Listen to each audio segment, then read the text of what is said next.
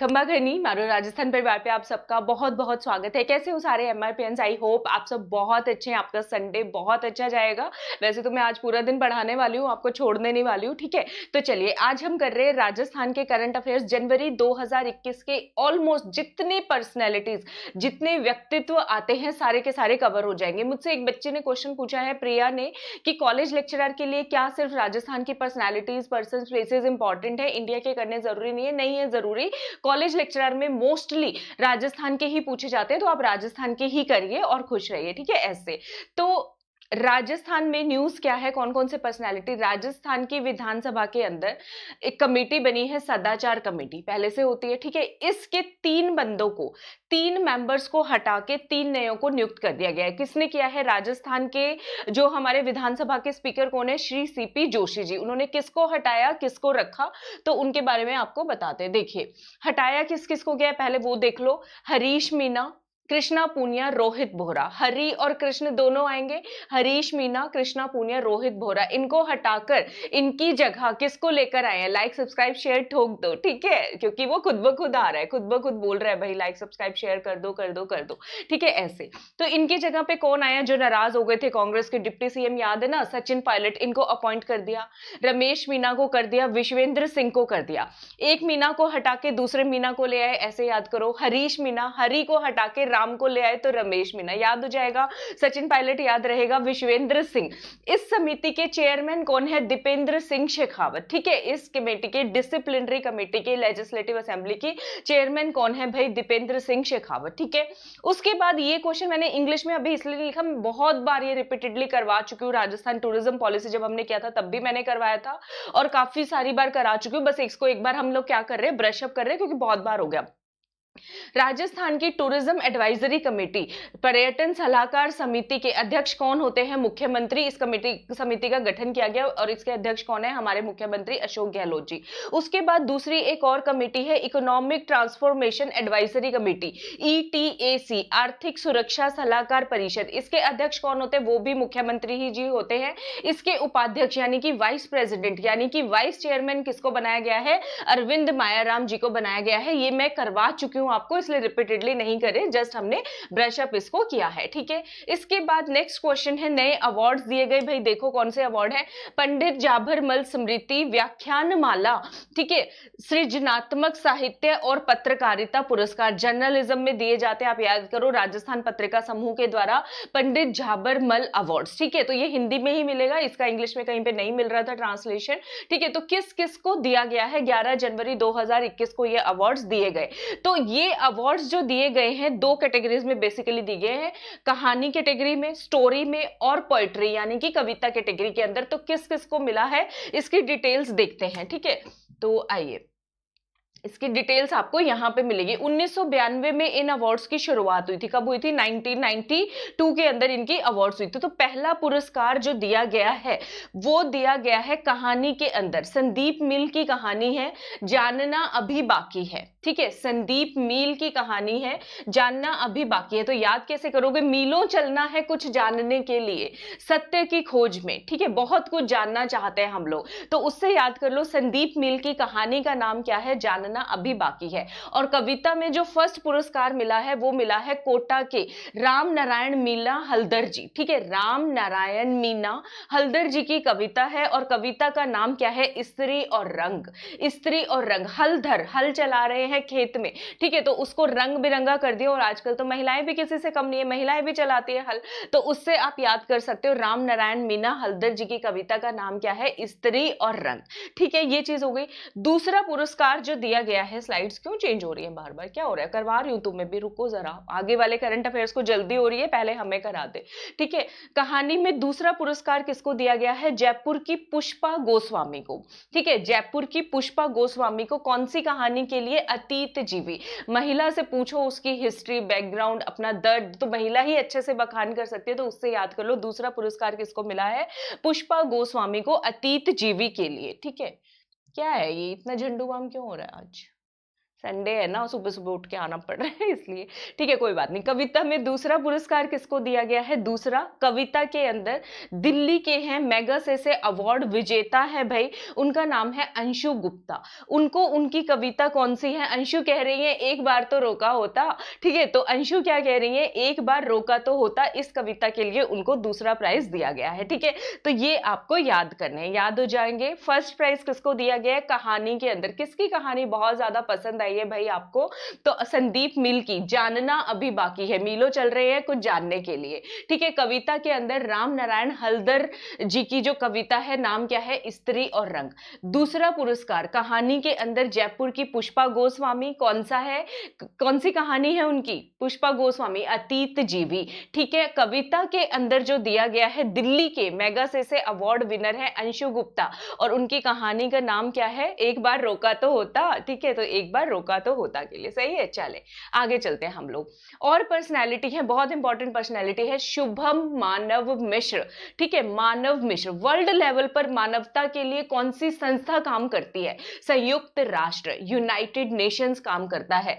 तो संयुक्त राष्ट्र की ओर से ही एक बड़ा सा क्या किया गया था? ह्यूमन प्रॉब्लम्स को सॉल्व करने के लिए एक सम्मेलन, एक कॉन्फ्रेंस जो है ऑर्गेनाइज किया गया था, इंटरनेशनल लेवल का ऑनलाइन कॉन्फ्रेंस। ठीक है, इसके अंदर वर्ल्ड्स बेस्ट, ठीक है, रिप्रेजेंटेटिव ऑफ नेशन, मतलब कि सर्वश्रेष्ठ राष्ट्र प्रतिनिधि के लिए जो है किसको चुना गया है? शुभम मानव मिश्र जी को, जो भारत के हैं उनको जो है चुना गया है। ठीक है, तो याद रखोगे शुभम मानव मिश्र को विश्व स्तर पर सर्वश्रेष्ठ राष्ट्र प्रतिनिधि और सर्वश्रेष्ठ रिसर्च पेपर के प्रमाण पत्रों से सम्मानित किया गया। 193 देशों के प्रतिनिधियों का चयन जो है किसने किया है? United nation. मतलब वर्ल्ड में सारे देशों में से बेस्ट प्रतिनिधि कौन है? हमारे वाले हैं, याद करो, शुभम मानव मिश्र। ठीक है, हो गया याद। उसके बाद बात करते हैं, ये क्वेश्चन पूछा जा सकता है भाई, ये दोनों क्वेश्चन बहुत इंपॉर्टेंट है, क्योंकि राजस्थान के बंदे इंटरनेशनल लेवल पर मारो राजस्थान छाया हुआ, तो वो क्वेश्चन ऑटोमेटिकली इंपॉर्टेंट हो जाते हैं। ठीक है भाई, हाँ अच्छा रुको, क्या होता रहता है मेरे साथ सुबह सुबह ट्रेजेडीज। चलो कोई बात नहीं, पर हम छोड़ेंगे नहीं, करेंगे तो सही। रुको बच्चों 2 मिनट।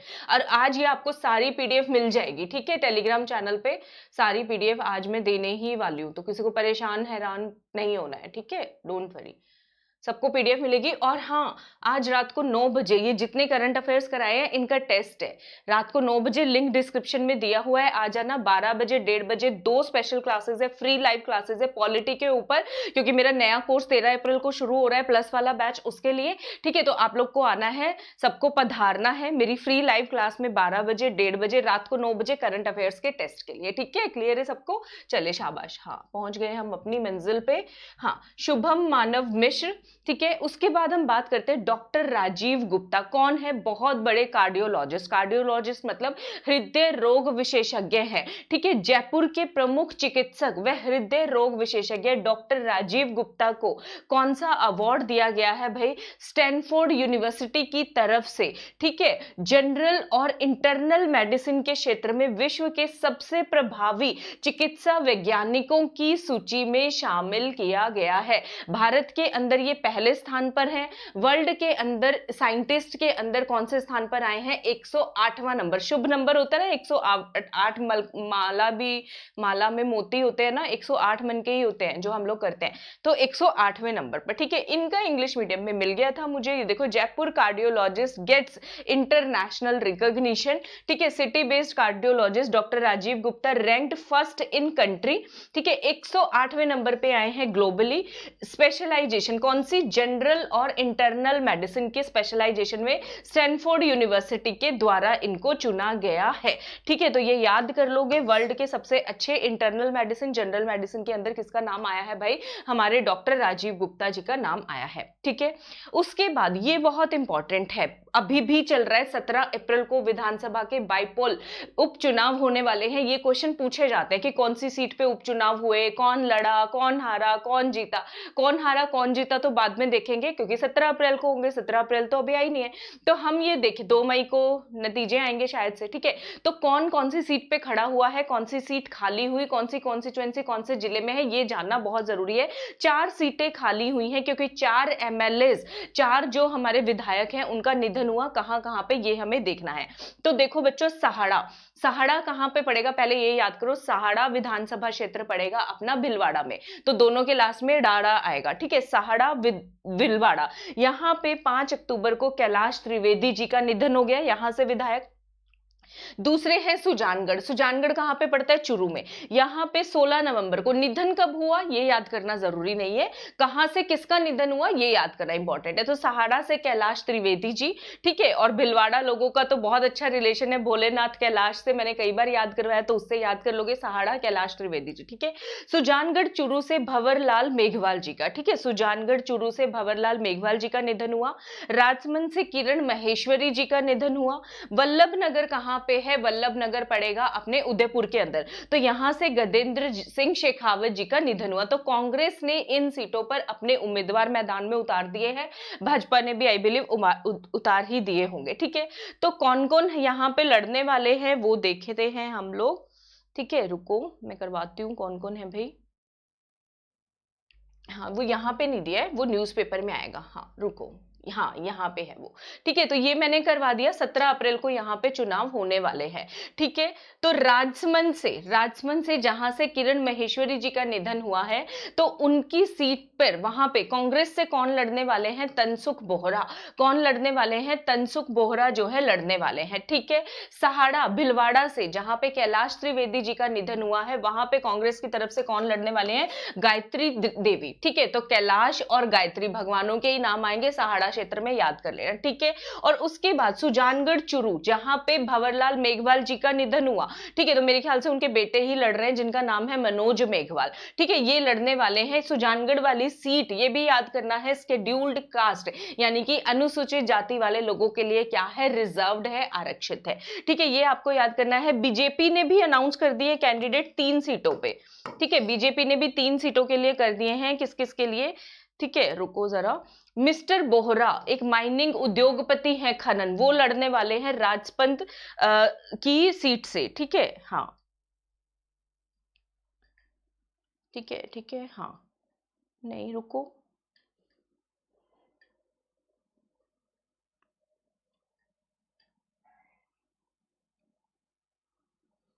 भाई मिस्टर बोहरा तो पता नहीं कहां से लड़ेंगे। ये तो ये बता रहे बीजेपी की Deepti Maheshwari daughter of MLA Kiran Maheshwari उनके जगह पर लड़ेंगे मिस्टर बोहरा।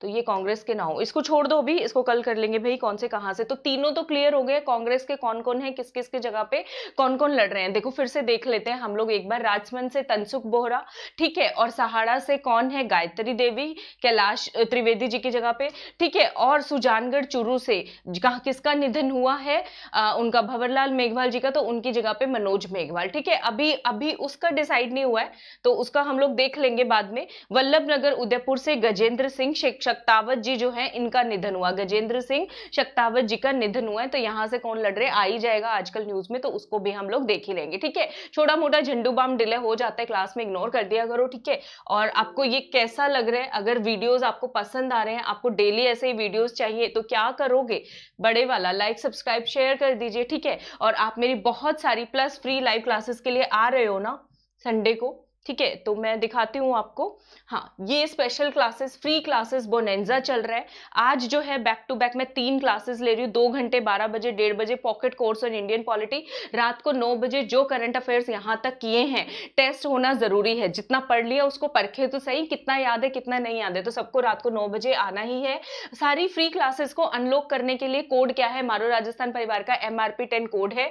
और आप मेरी प्लस क्लासेस से जुड़ सकते हैं। 13 अप्रैल से RAS और SI के लिए कोर्स स्टार्ट हो रहा है इंडियन पॉलिटी। ये मत सोचो नोटिफिकेशन आएगा तब भी ज्वाइन करेंगे, भाई पढ़ाई तो पहले की जाती है, फिर नोटिफिकेशन आने पे तो मौके पे चौका ही मारा जाता है, रिवीजन और MCQs किए जाते हैं। तो सोचो नहीं, ज्वाइन कर लो।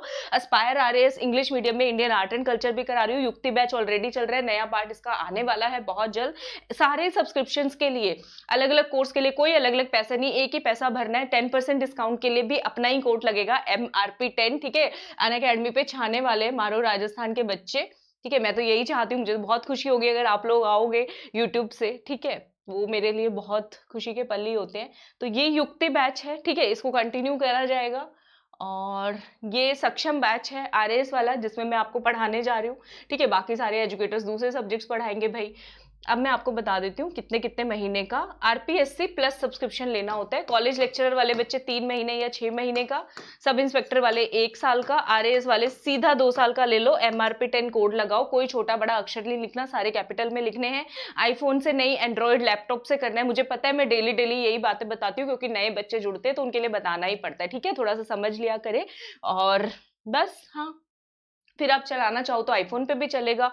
एमआरपी 10 कोड लगाना मत भूलना और अपना कीमती समय देने के लिए थैंक यू संडे के लिए, ठीक है? तो आ रहे हैं, मिलते हैं हम फ्री लाइव क्लासेस के अंदर। तब तक आप सबको मेरी तरफ से घनी-घनी राम-राम।